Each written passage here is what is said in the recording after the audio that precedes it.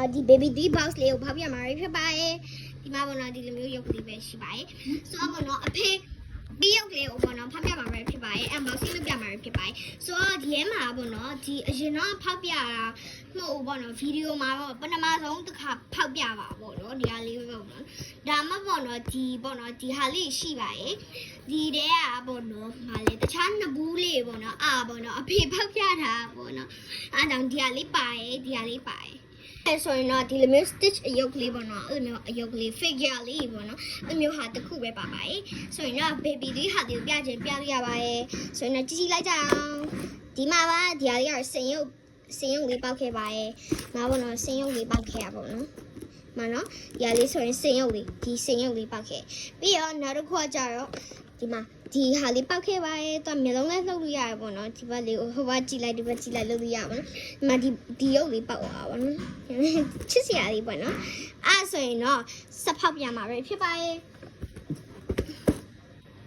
ဆိုရင်တော့အခုဖောက်ပြပါမယ်ပထမဆုံးပေါ့နော်တိတ်ကိုခွာပါပေါ့နော်1 2 3ဖောက်ပြနေပါရဲ့တန်တယ်နဲ့တော့ဖောက်ရခက်တယ်ပေါ့နော်ကဲခုစကဖောက်ရရမှာဖြစ်ပါတယ်တော်တော်ပုံမြတ်ပန်းမြတ်ဖြစ်နေပါပြီတော့ဘယ်မှာအမျိုးဖြည်းဖြည်းချင်းစီဖောက်ရတာပေါ့နော်ဒါမှကိုကပေါ့နော်ဖြည်းဖြည်းချင်းစီဖောက်တယ်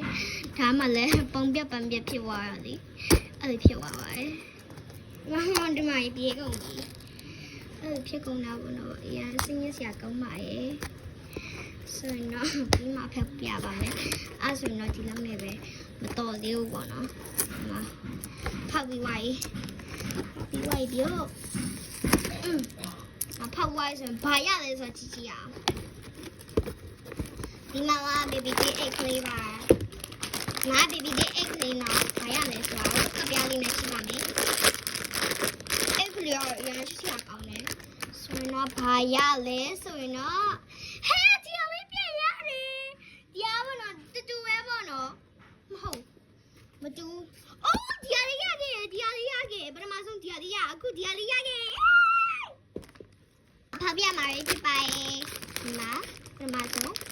ဒီအလေးကိုဒီလိုမျိုးလေးပေါ့နော်တတရလေးဖောက်မှာပေါ့နော်သူတို့ရဲ့ egg ကိုရမ်းကြိုက်တယ်ဘာလို့ဆိုလဲဆိုတော့အဲ့လို egg လေးတင်အောင်ကြိုက်တယ်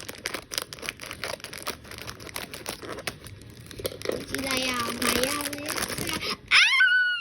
ချစ်စရာလူချစ်စရာလူအားလုံးမကြည့်ကြပါဒီမှာပေါ့နော်ဒီလိုမျိုးရုပ်ကလေးပေါ့နော်ချစ်စရာလေးပါတော်ချစ်စရာကောင်းတယ်ချစ်စရာကောင်းတယ်